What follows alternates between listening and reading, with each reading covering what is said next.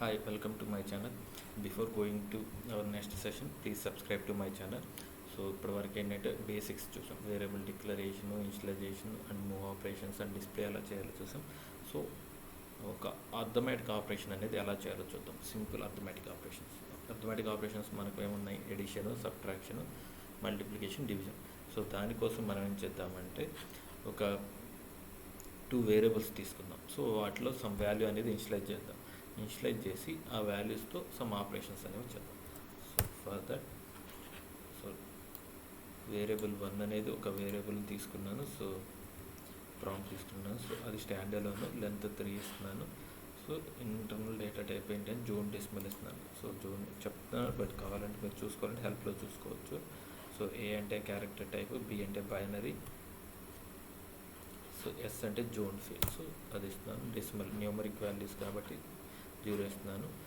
So value అనేది initialise చేసేస్తున్నాను. Value 100 ఇస్తున్నాను. అలాగే సెకండ్ వాల్యూ కూడా తీసుకున్నాను, వేరియబుల్ 2. సో స్టాండర్డ్లోను లెంత్ 3 ఇస్తున్నాను.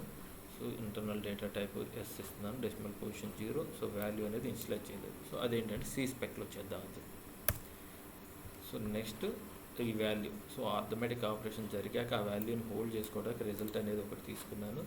సో డిక్లరేషన్ టైప్ ఎస్ ఇస్తున్నాను, length 6. So internal data type అనేది S, zone decimal position.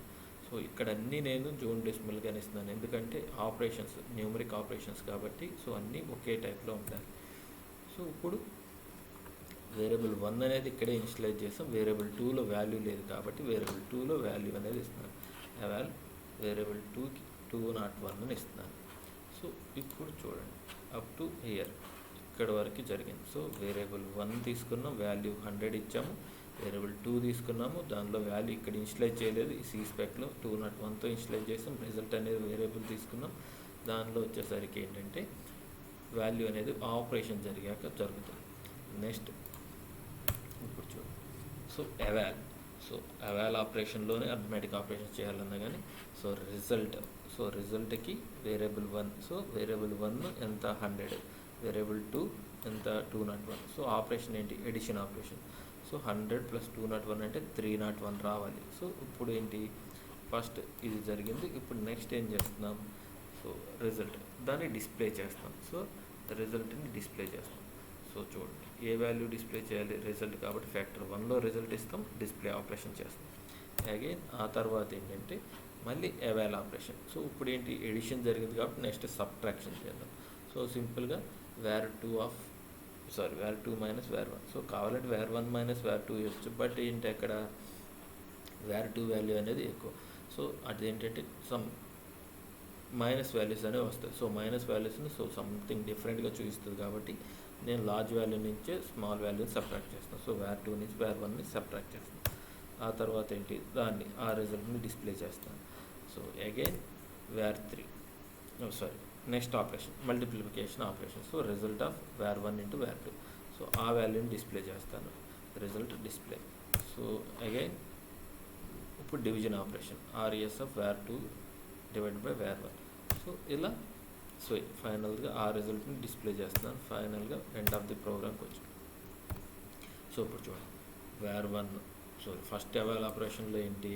Edition చేస్తున్నాం. సో రిజల్ట్ డిస్ప్లే చేస్తాం. సో నెక్స్ట్ సబ్ట్రాక్షన్ ఆపరేషన్ చేస్తున్నాం, డిస్ప్లే చేస్తున్నాం. So next multiplication, result display చేస్తాం. ఫైనల్గా డివిజన్, రిజల్ట్ డిస్ప్లే చేస్తాం. ఇప్పుడు ఫైల్ చేశాను. సో కంపైల్ చేస్తున్నాను 40.